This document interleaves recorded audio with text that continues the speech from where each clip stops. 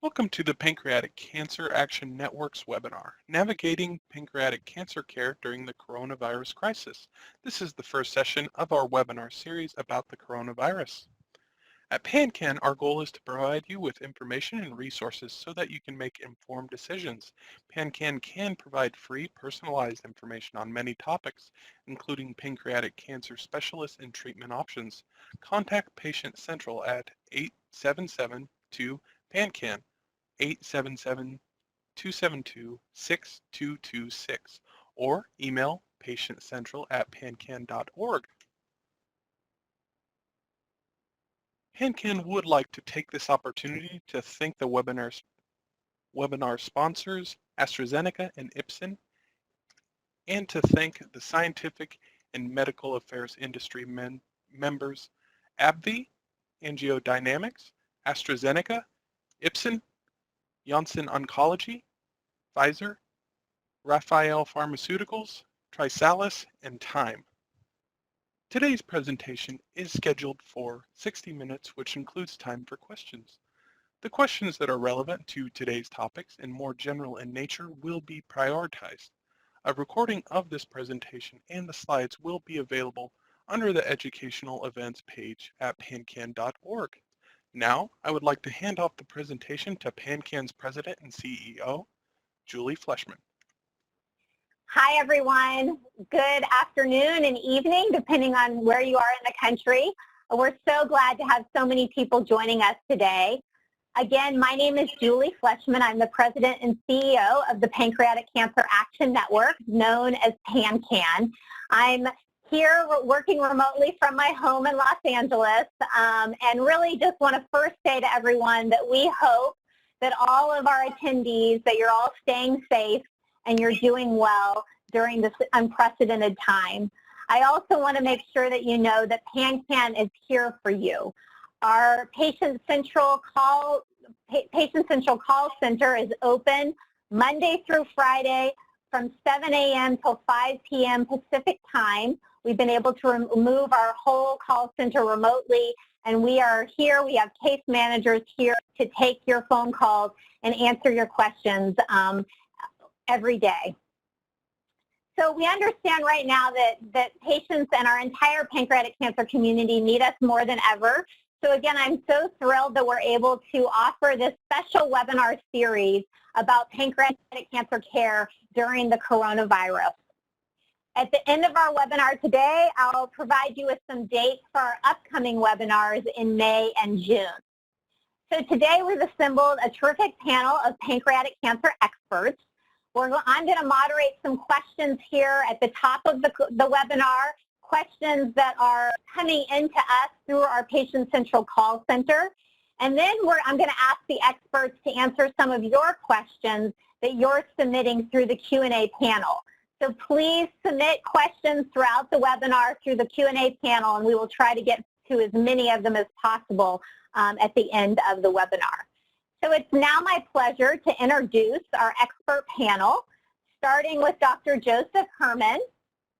Dr. Herman is a radiation oncologist and is the interim chief medical officer at PanCAN. Previously, he was a professor and division head interim in the Department of Radiation Oncology at the University of Texas MD Anderson Cancer Center. He has also served on PanCAN's Scientific and Medical Advisory Board for the last decade. Next, we have Dr. Jason Fleming, who is a surgeon and is chair and senior member of the Department of Gastrointestinal Oncology at the Moffitt Cancer Center in Tampa, Florida.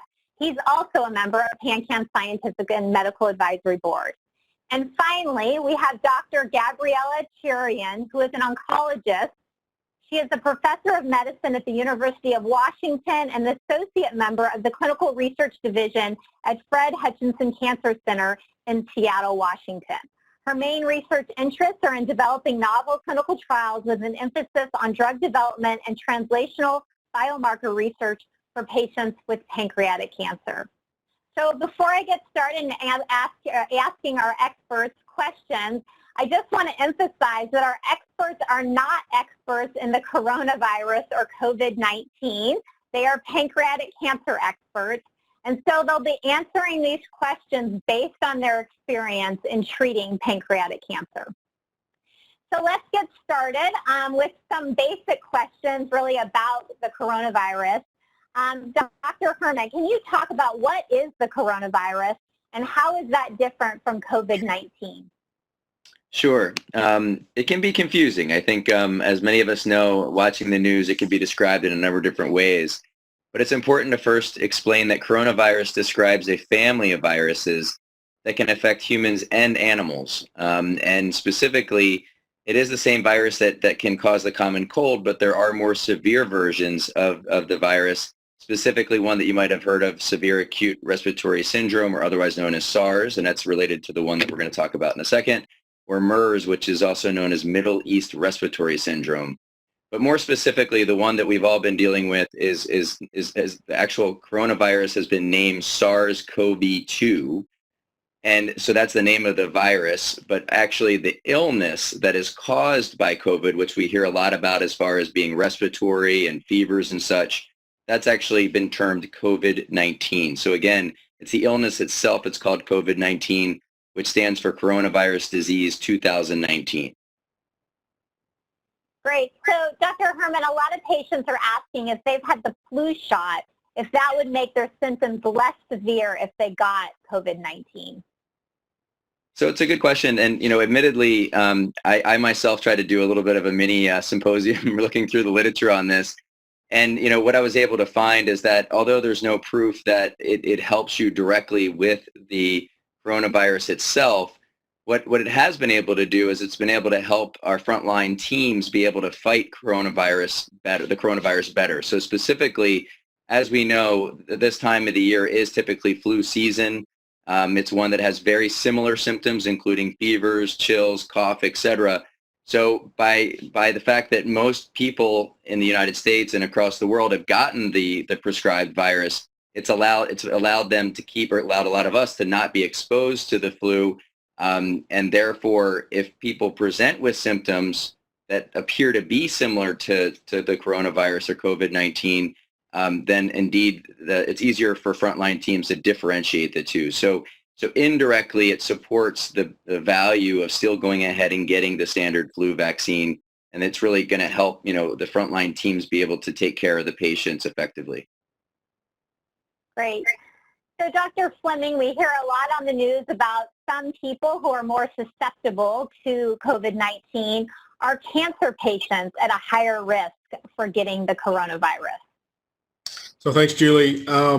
Well, your immune system kills viruses and also cancer cells. Ironically, when you receive treatment for cancer, chemotherapies, radiation therapy, even after surgery, major surgery, your immune system is affected in its ability to identify and kill a virus pathogen like COVID-19 that can get into your lungs or into your respiratory tract. So the short answer is yes, active cancer patients would be at higher risk for infection. Patients who are on therapies that would negatively affect the immune system. So, when you take chemotherapy and your white blood cell count drops on therapy from chemotherapy affecting your bone marrow, that's going to affect your ability to fight off the virus. So,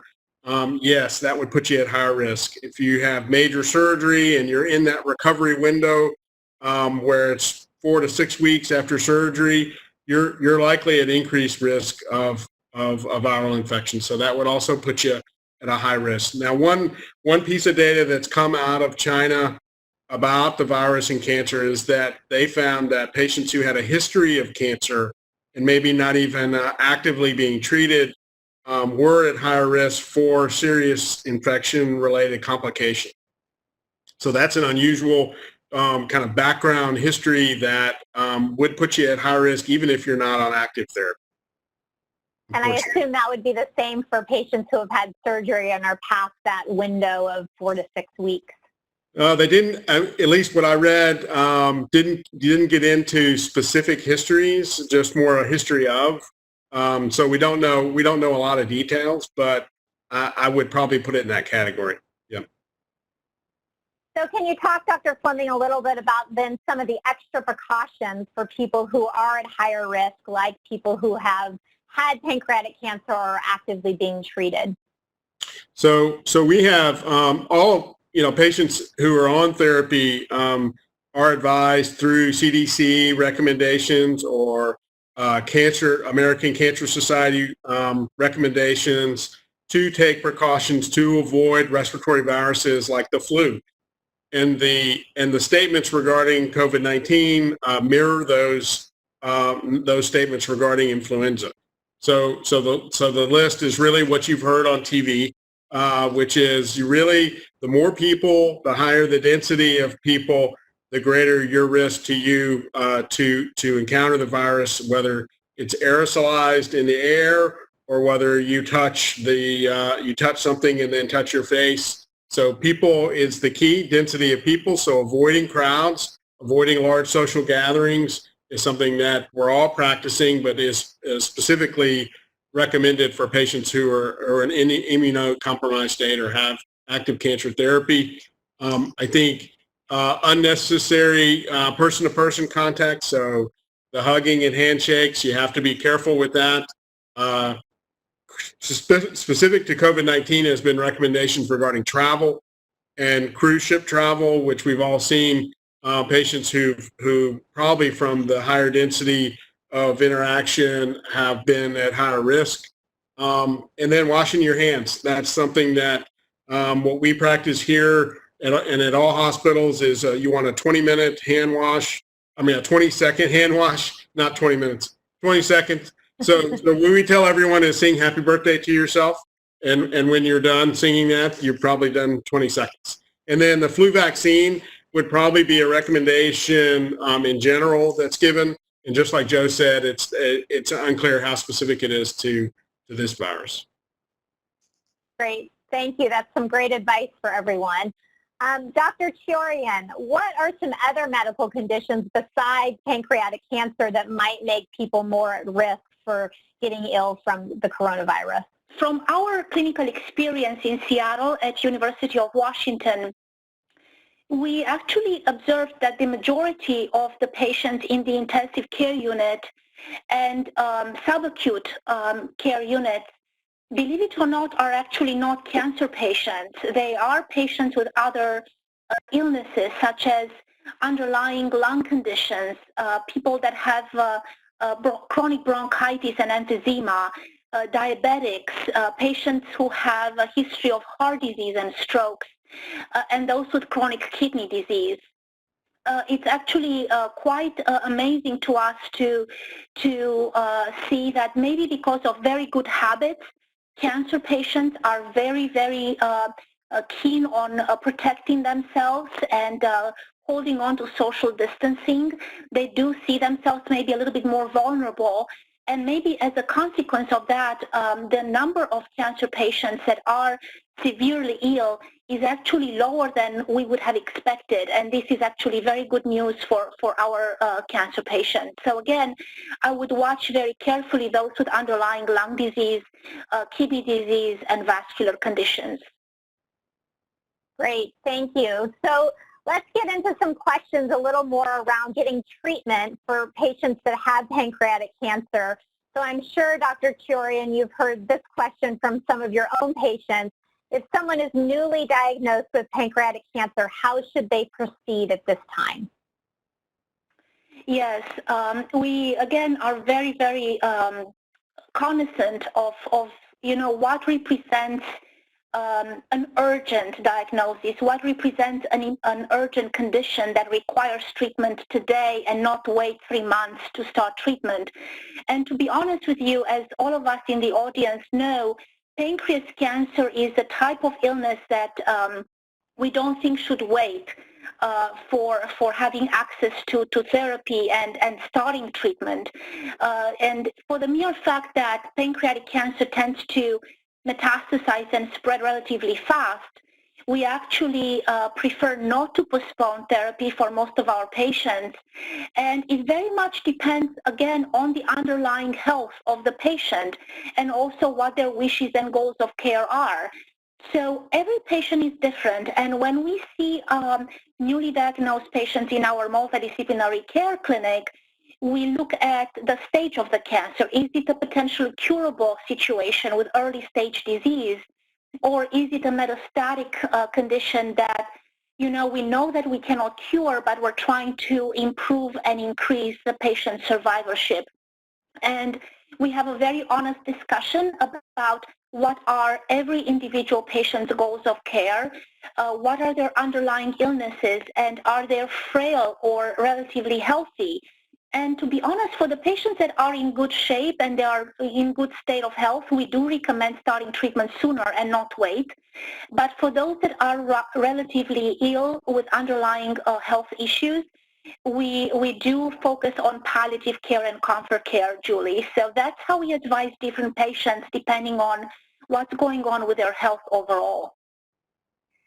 Great, thank you. And maybe as a follow-up question to that, should patients be skipping appointments right now? What's maybe the role of telemedicine in allowing patients to still have their appointments? Yes, we highly, highly encourage telemedicine.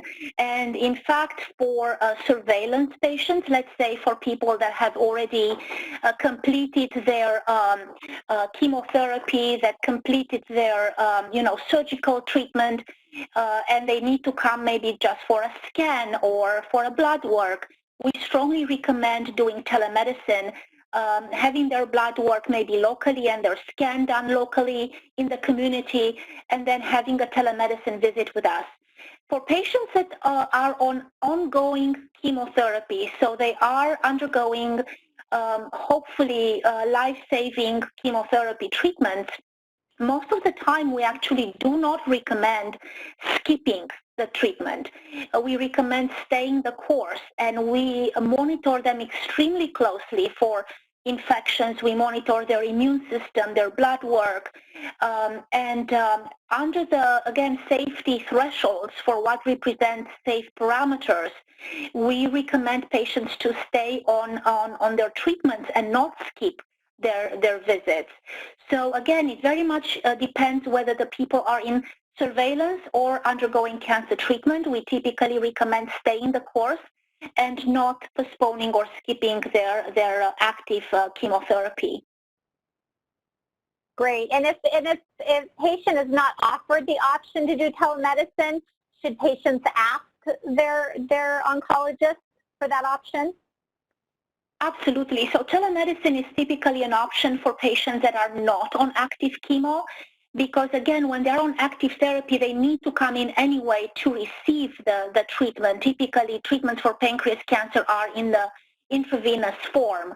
But for patients that are not undergoing active IV chemo, they don't have other reasons to come in, telemedicine is absolutely appropriate and should be asked. Great. Thank you. Dr. Herman, as a radiation oncologist, there are some patients who are on radiation who are being told right now that they only can get radiation treatment if it's urgent. And so patients are asking, well, how do I know if my radiation is urgent?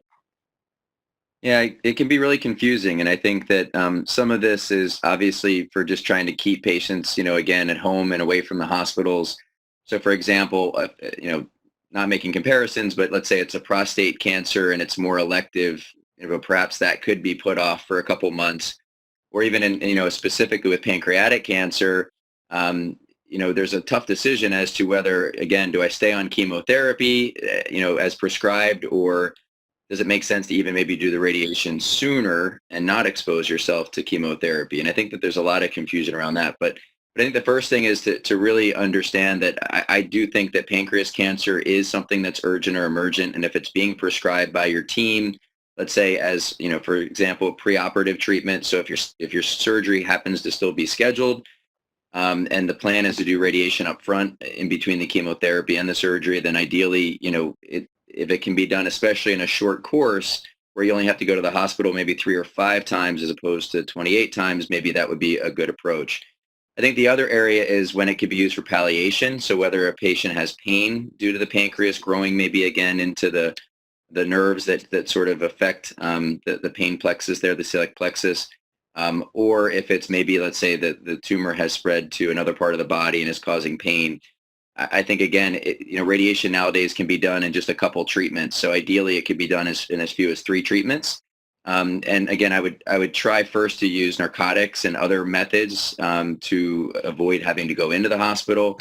But if it's needed, I think radiation can be helpful. If, again, it can be limited to just a few treatments. So the last thing I would just say is that because there may be some insurance issues right now with, again, whether it's urgent or emergent, I would just make sure that you talk to your treatment team and make sure you talk to your insurance company just to make sure that you don't put yourself at risk, either financially or even from a health perspective.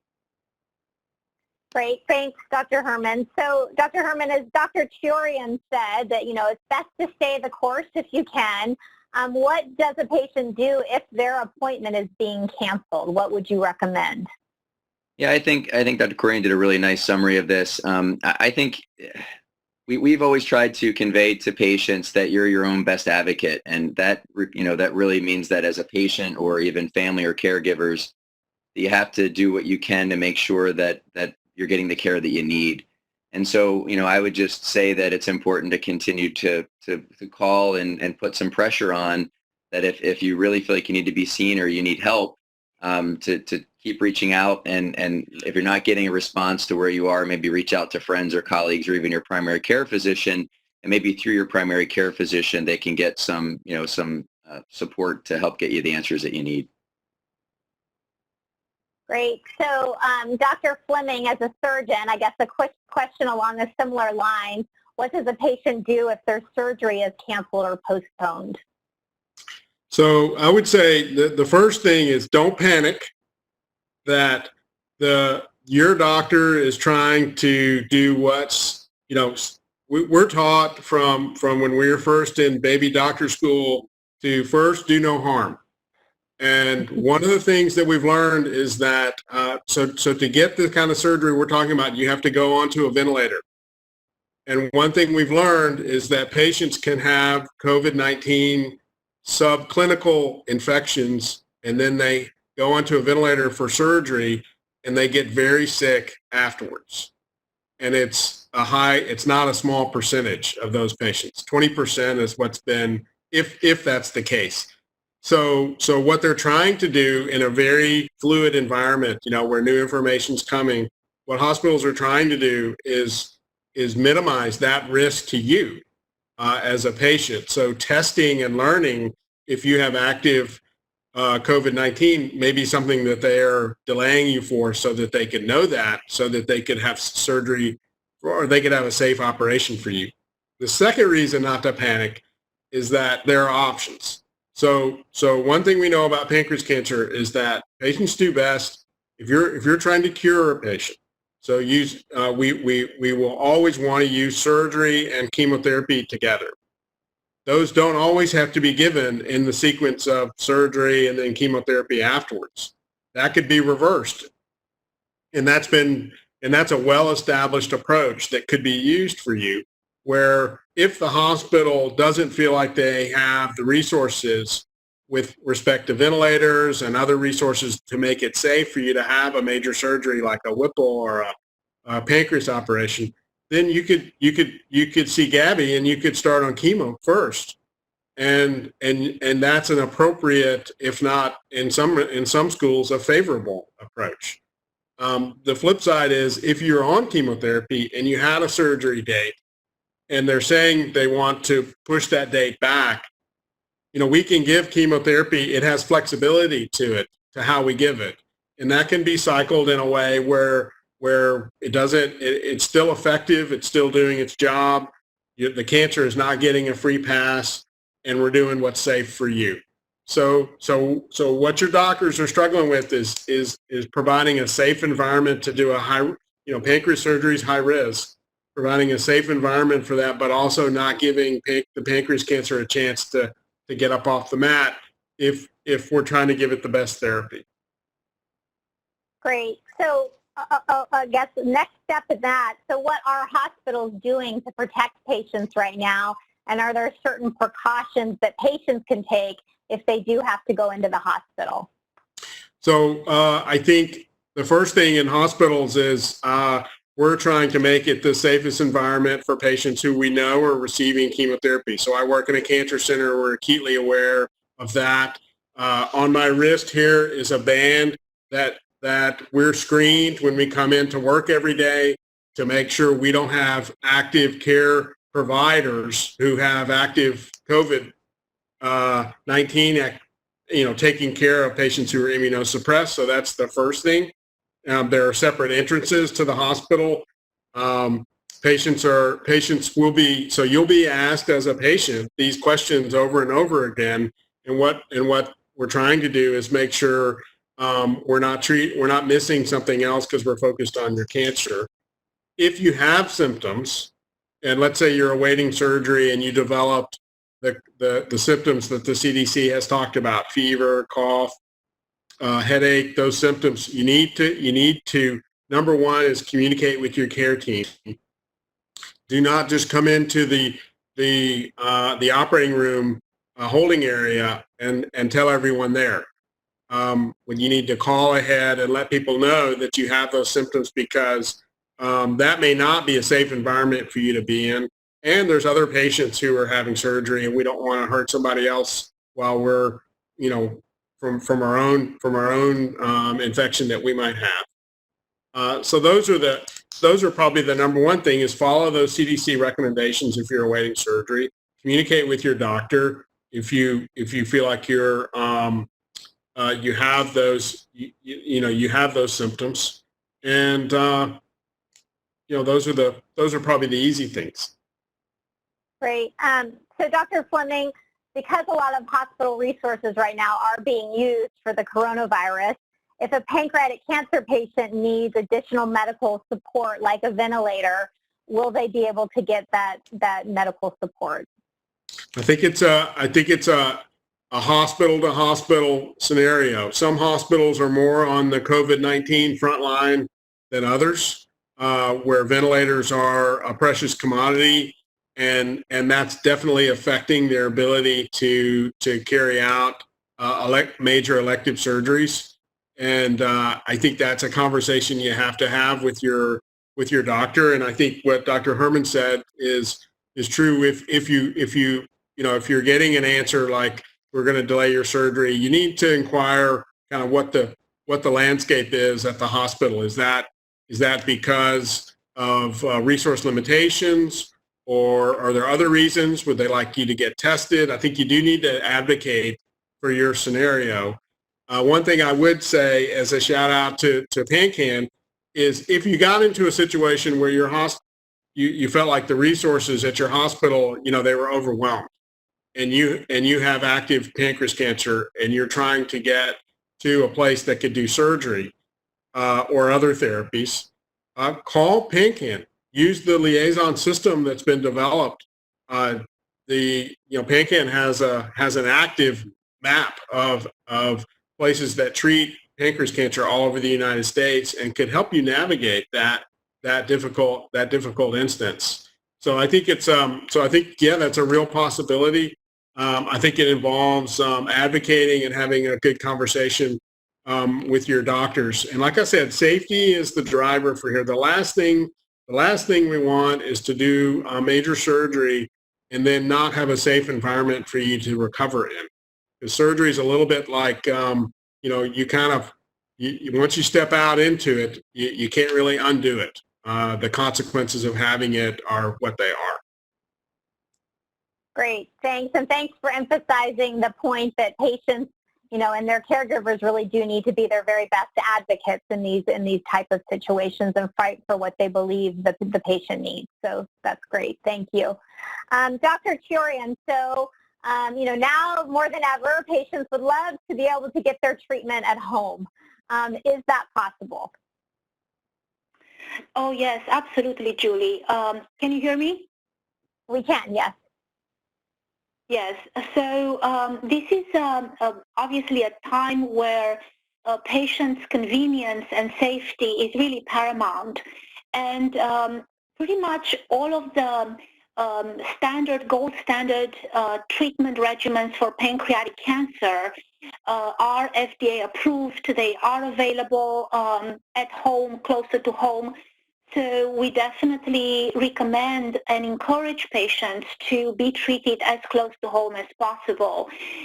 Even when patients participate in, let's say, clinical trials, especially the National Cancer Institute-sponsored clinical trials, whenever it's possible, we actually make amends to allow patients on clinical trials to receive their standard of care therapy at home. So this is obviously a very important thing for us to keep patients safe and closer to home as much as possible.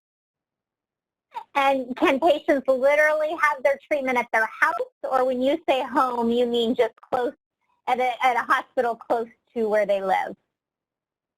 Yes, when I mean home is at a hospital or clinic close to where they live.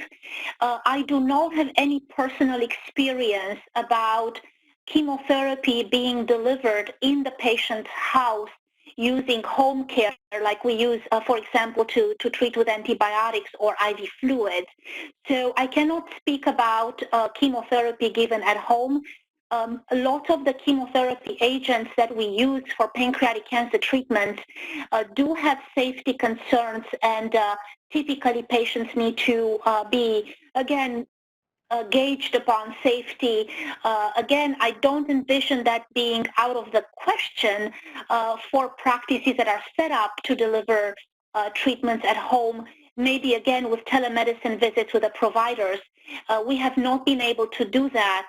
We're not set up to do that in the area where I practice in Seattle. Great, thanks. So can you talk a little bit about clinical trials and what challenges right now or delays are happening during this time with clinical trials? There are very many aspects related to clinical trials that have changed since COVID-19 emerged.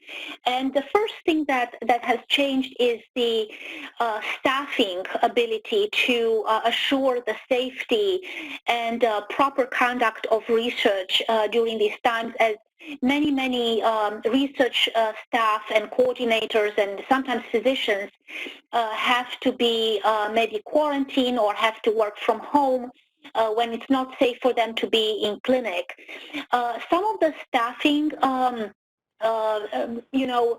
have affected our ability to conduct and to keep all the studies open. Not only that, but some clinical trials, as you know, are called phase 1 experimental therapeutics, which means we're studying agents that we don't quite know what their safety is. We don't quite know how it's going to affect the health of the patients, and therefore many academic centers have actually stopped accruing to phase 1 clinical trials during these very challenging times.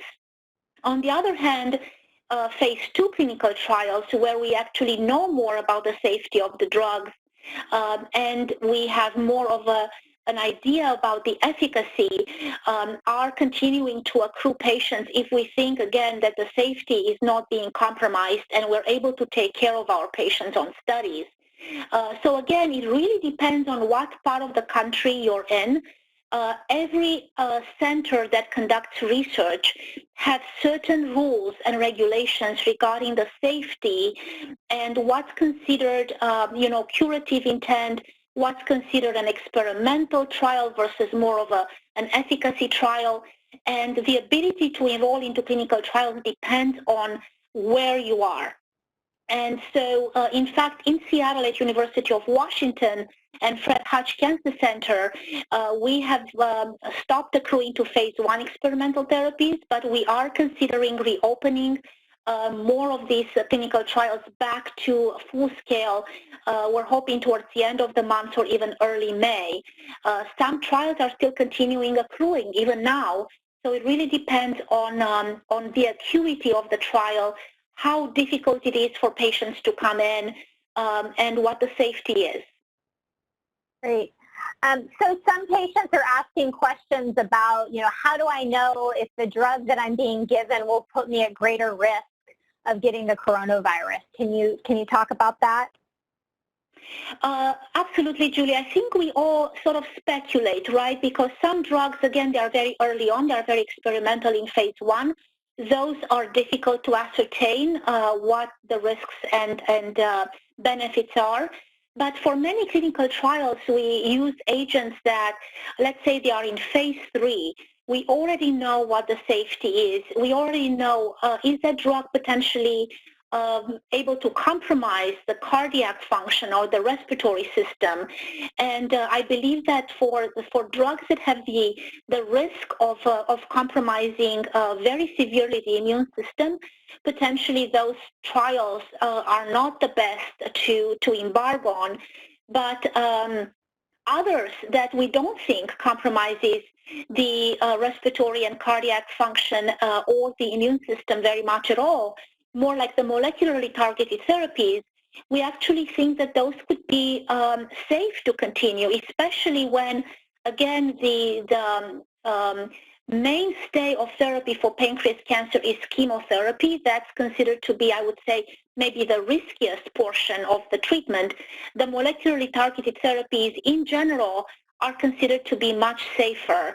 So do talk to your doctor about the trial that you are considering to enroll into, and the doctors will be able to ascertain, what do we think about the safety, how much experience do we have already with a study drug, and what do we think it's safe and not safe. And again, it's a very good conversation to have with each individual.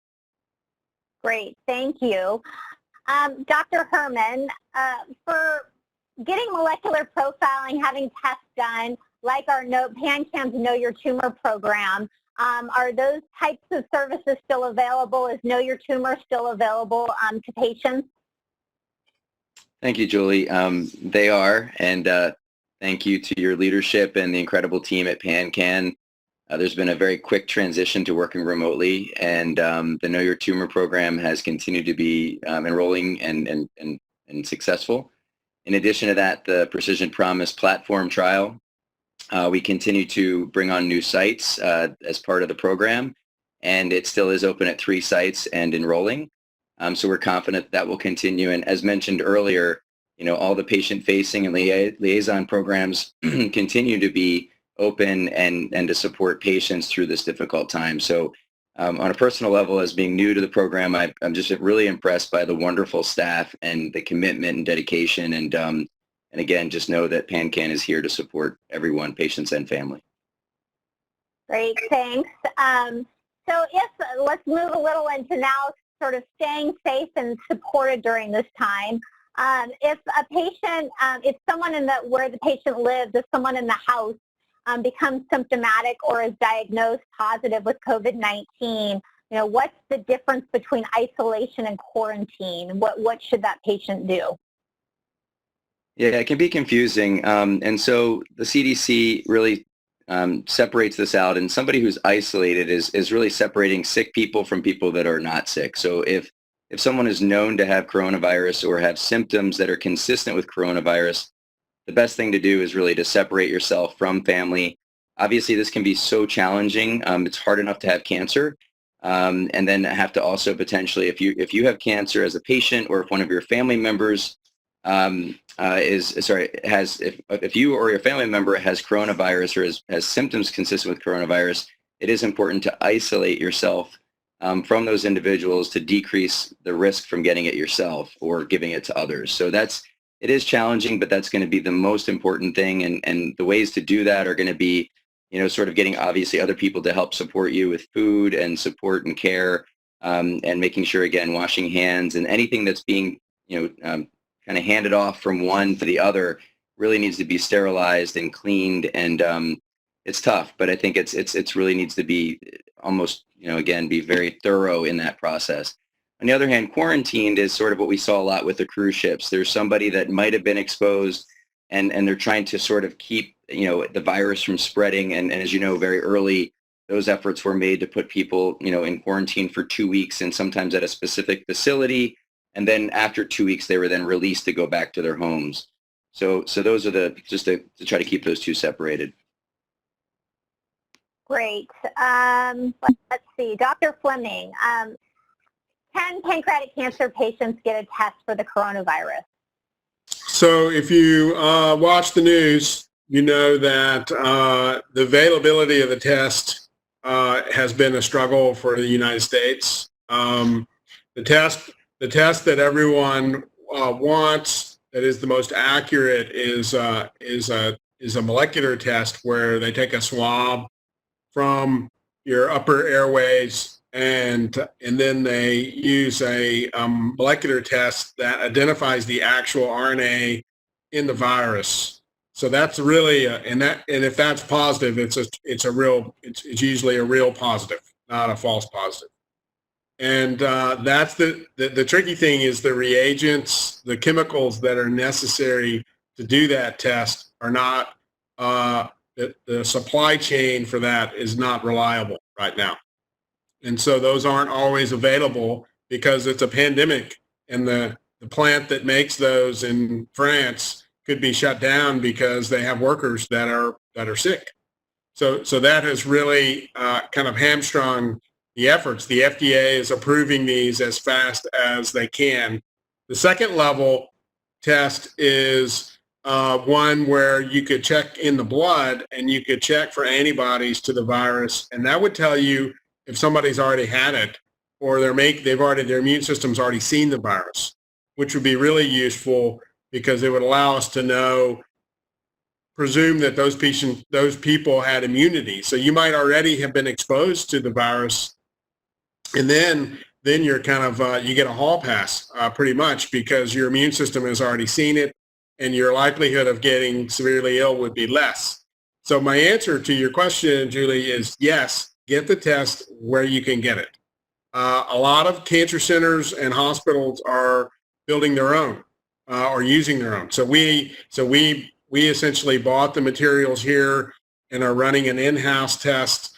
The concept is to make your hospital a COVID-19 free zone, if you will. So you would test all patients who come in. You would test the folks who work there. And so far, our own little microcosm, our positive rate for testing in our hospital has been 2%. In the community, it's been 12% positive of all tests. So in a sense, if we can do this right, the hospitals would actually become a safer place than the community. And so the idea here would be to lean on those resources at your hospital or at your clinic if you have them. Essentially pull the strings that you have to get tested if you can. Yep, great. So besides getting a test, like you just said, what should a pancreatic cancer patient do if they are starting to have symptoms of COVID-19?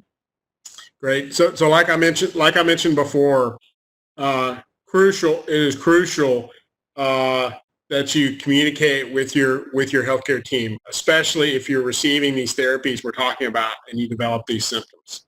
So the signs are fever, signs of lower respiratory infection. If you know that you've had intimate contact, so what our infectious disease specialist here says, significant contact is more than 20 minutes, less than 6 feet with someone who is a known positive. That kind of puts you into the higher risk category. And then if you think you do, then let somebody know. There are things that can be done there was a nice article that came out today outlining all of the therapies that are being pushed to the front to treat patients, including antiviral therapy, including drugs that prevent the immune system reaction to the virus that may actually be what's killing people. And so there's therapies out there. The key is don't keep it a secret. You need to communicate. And sometimes that happens with patients, especially waiting surgery. They don't want to tell anybody that they're not feeling well because they're worried they're going to get cancer. This is not that circumstance. You really need to communicate. Great. Thanks for that good advice. Dr. Chiorean, so, having a pancreatic cancer diagnosis can feel isolating for many people anyways, and now you add sort of all of this that's going on top of that. What do you advise for pancreatic cancer patients to do during this time to still feel connected? So Julie, of course, there are different types of connection. Of course, there is connection with the media, the news, and clearly we are bombarded right and left with tons of emails every day, and of course, media. I think it's very, very important, in my opinion, not to panic. I really think that sometimes panic and really augments the distress that many patients are already feeling. We need to know that social distancing really works. Having those 2 carts away at the grocery store, wearing a mask, having people around you potentially wearing a mask, especially if you don't know their health condition, it's very important. And in fact, I've heard this from our own infectious disease specialists at University of Washington, that even if you have a family member in your household with COVID-19 positive, the chance of you getting it, it's not 100%. In fact, it's less than 25%. So I want you all to be encouraged that by practicing what we are told, social distancing, wearing masks, washing our hands, using disinfectants, it is still possible to have a life, to see people in our lives, family members, again, even maybe friends at a walk in the park at a distance. People walk their dogs, they go to the beach. Again, not to have parties, but maybe to just take a breath of fresh air. This is all important for all of us to keep our mental sanity and to avoid anxiety and panic more than it already do. So again, do be smart and do practice what we're being told by the CDC and by our doctors. Great. And as a follow-up to that, I think many caregivers and friends, of people who have pancreatic cancer may feel even more, sort of helpless right now. And so what can they do to help pancreatic cancer patients? Again, it sort of ties into the previous question about interacting, but practicing social distancing. Again, if you want to see each other, if you want to be together, do consider wearing a mask, especially if the interaction is closer than 6 feet away. Washing hands and disinfecting is very important. But again, I think the emotional support, the fact that this will get better sooner than later, this is very important to be together and connect and stay strong. Great. Yeah, thanks. We had a great story about a friend of someone who had pancreatic cancer, and because he couldn't go see his friend right now, he decided to shave his head and do a virtual fundraising event and created this just lovely story and video that he was then able to share with his friend who had pancreatic cancer. So I think there's a lot of ways that people can, share their love and their strength and their support with each other, even if they can't do it in a touching, normal way that we might person to person. So, Dr. Herman, one last. Before, but nowadays we know how to use Skype and Zoom better than ever, so right. We need to do that. That's right. That is exactly right. So, Dr. Herman, one last question here, and then we'll go to the questions that have been submitted. For people that are getting deliveries, groceries, or produce, what can they do to just make sure that all of that is safe?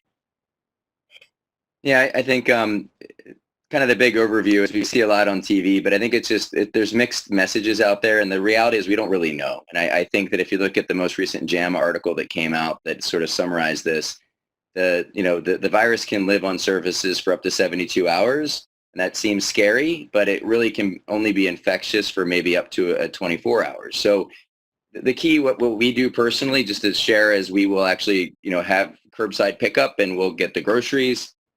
Things that are cold, I'll wipe down and then take them out of their sort of external bags, etc., or boxes, and then put them in the refrigerator, and then just wash hands whenever we use things out of the fridge. The other thing is you could leave it maybe in the car. We actually will just leave it in the car for the things that are not perishable that can stay in the car for 24 hours. And then that way that decreases the risk just there. So you could be creative. I think the key is just, again, try to order in bulk if you can. Use curbside pickup. If you have to go to the store, as discussed already, wear the mask, disinfect the cart, and just try to keep a distance from people. And just don't take your whole family. I mean, try to have a person that is ideally the healthiest, youngest person to go get the groceries, and then try to get enough that you can last a couple weeks so you don't have to go to the store often. So I think some of the common sense things that to try to do everything you can to, again, it really comes down to exposure. If you limit your exposure, you limit your risk. Great. You guys have done a fantastic job. We've used up most of our time. So I'm going to, Dr. Herman, if you could maybe quickly summarize some of these quick tips, and then we'll have time for a couple of questions before the webinar is over. Yeah, I think looking at these now, I think we've covered most of these, Julie. So yeah, if it's okay with you, we have them up here. I think the key is that PanCAN, I mean, I guess maybe the quick plug here is that PanCAN is a great resource to really get these information. We try to keep them updated. We're constantly looking at things. So please, we'll try to keep you posted. And the other thing, just a quick plug, would just be that, again, during these times that, it's a good way to get connected and with colleagues. And again, if you're not getting the answer that you need, please reach out to us. Great. So Dr. Chiorean, there's a couple of questions, or several questions about clinical trials and people having a hard time accessing them, their doctors not offering them or saying that there's none available. What should patients do in those cases? So again, as I said, every institution has certain rules during this COVID-19. Sometimes institutions simply do not have the adequate staffing to secure the safety of the research being conducted. Other times it's about the agents, the experimental therapeutic that it's not considered safe. And the best you can do is, again, have the honest discussion with the medical oncologist. If the trials are not available, are they just not being offered? What is the timeline for the clinical trial to being offered? And potentially look at PanCAN to find out, are there maybe other locations where clinical trials are open and available? Because again, every single site has different rules and regulations during this time. Yep, great. Thank you. And thanks for putting that plug in. If people call our Patient Central call center, a case manager can help you find a trial that might be open and enrolling in your area. So that's also a great option. So thank you. Dr. Fleming, when you were speaking about patients going under who have had surgery and they have COVID-19, that could lead to a bad outcome. If they had COVID-19 and then they had pancreatic cancer surgery, that could lead to a bad outcome. If a patient is scheduled for surgery, should they ask to be tested for COVID-19 before the surgery? So that's a great strategy, and that's the one we're employing here, is to patients who are undergoing especially large procedures, which I would include pancreas surgery as one. We're trying to test before surgery to get in front of that potential problem. I mean, that's one, you have to, we're in such a new situation. That's one report from one center in one paper. But it sure did get our attention that that's a risk, that we don't want to put patients through that risk or subject them to that risk if we can help it. So yes, I would try to, and that's our strategy, to try to get testing before the procedure. Sometimes it takes a couple days to get turnaround, but that's okay. That time is worth it. Yep, great. Dr. Herman, for pancreatic cancer patients that might be experiencing anxiety right now, are there support groups or something? What would you recommend for those people? a good question. I think, again, I would definitely reach out to Pancreatic Cancer Action Network. I think there's plenty of folks here that can help lend an ear and listen. I think for all of us, it's a stressful time and it's overwhelming. And I think the key is, I think Jason said it well, is communicate. It's important that if you haven't talked to someone for a couple of years, call them and discuss. And I think just don't do this in isolation. The technology exists nowadays where you can reach out to folks. My own birthday was on Sunday and we were able to do a Zoom call with family and friends, and it was really cool. So I think it's be creative, don't be alone, and just reach out to folks. Great. Dr. Fleming, if someone's scheduled to get an endoscopy, is that something that you would recommend right now? So endoscopies and intubations, where they put a tube in for breathing, those are considered aerosolizing procedures. And the current evidence is that this virus can be aerosolized out into the mist that comes from when you breathe, in the water mist. And so those are higher risk for the providers. Currently, there are recommendations on how they can protect that risk. So if your hospital says, we need to wear special equipment to do that procedure, and that's considered a higher risk procedure, that's what they're talking about. They're talking about the potential that if you had latent COVID-19, that they could be at risk. Testing would, again, help that scenario where you could, someone could have a test, and if you're proven negative, then the risk is obviously lower for that event. We here we use a categorization of A, B, C that's been published by national organizations as far as cancer treatment urgency. Patients with let's say an untreated pancreas cancer would be in the A group. So we would, if that test is necessary for your treatment or for your diagnosis to get treatment, then we would go ahead with those caveats of we would like to test you beforehand. In fact, we would test you beforehand here, and those safety measures would have to be followed. Great, thanks. So looking through the questions, I actually think we did a great job. Many of the questions that were asked at the beginning of the webinar, I think we did indeed answer throughout. So I think we got most everyone's questions answered. So I just want to say a huge, enormous thank you to our three experts, Dr. Herman, Dr. Fleming, Dr. Chiorean. You guys were amazing and really appreciate your time today.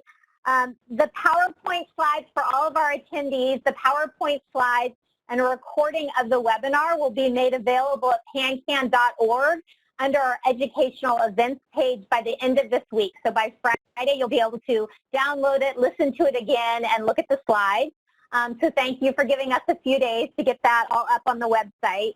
And once again, I just want to thank our webinar sponsors, AstraZeneca and Ipsen, and our scientific and medical affairs industry members, AbbVie, AngioDynamics, AstraZeneca, Ipsen, Janssen Oncology, Pfizer, Raphael Pharmaceuticals, Trisalis, and Time.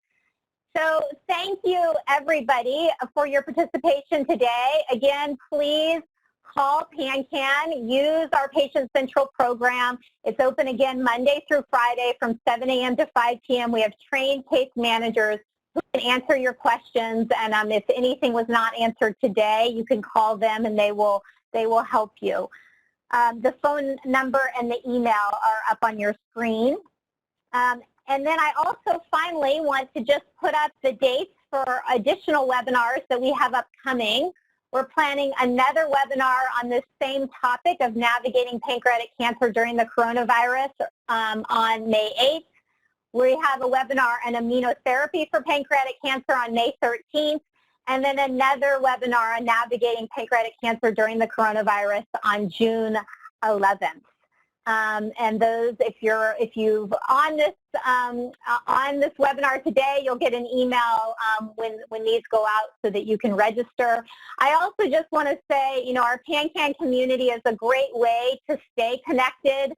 There are lots of things happening virtually online that you can do. All of our Purple Stride events have gone virtual. And that's a great way to feel connected to the people in your community and to other families and patients that are going through with what you're going through. So please go on pancan.org and look at how you can get involved in some of those community activities virtually right now. Thank you again to our expert panel. You guys were great. And thank you so much to all of our attendees. Please stay safe and be well. Thank you. Thanks, Julie. Take good care. Thank you, guys.